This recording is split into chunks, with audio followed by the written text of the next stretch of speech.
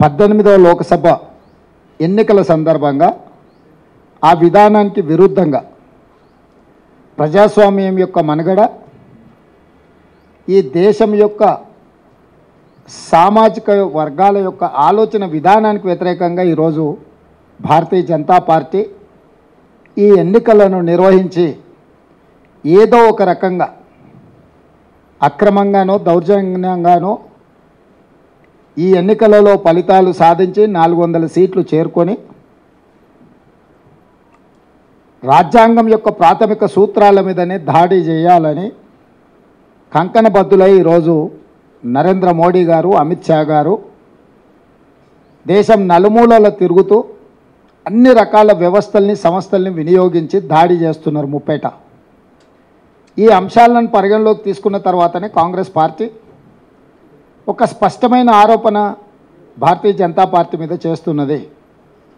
ఆ అంశానికి నరేంద్ర మోడీ గారు, అమిత్ షా గారు ఇప్పటివరకు సమాధానం చెప్పలేదు. జేపీ నడ్డా గారు కూడా పార్టీ యొక్క విధానాన్ని ఇప్పటికీ చెప్పడం లేదు.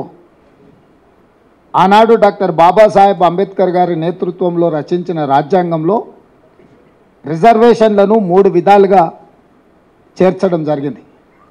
1 రాజకీయపరమైన రిజర్వేషన్, 2 ఉద్యోగ నియామకాలలో రిజర్వేషన్, 3 విద్యలో రిజర్వేషన్.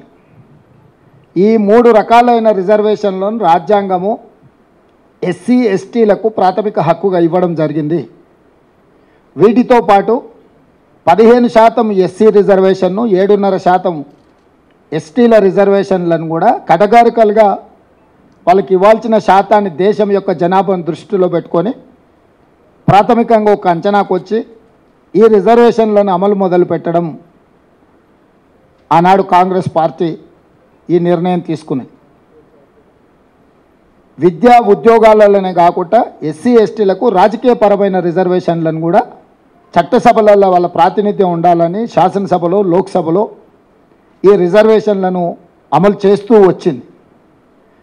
1978లో ఆనాటి రాష్ట్రపతి గారు బీసీ, ఓబీసీలకు కూడా రిజర్వేషన్లు ఇవ్వాలన్న ఆలోచనతోటి బీపీ మండల్ నేతృత్వంలో మండల్ కమిషన్ ఏర్పాటు చేయడం జరిగింది.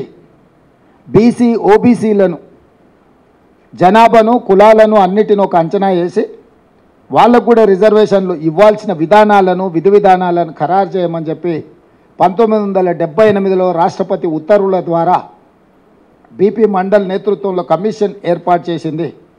బీపీ మండల్ కమిషన్ దేశంలో దాదాపుగా 3000 పైగా కులాలను, ఉపకులాలను, ప్రాంతాలను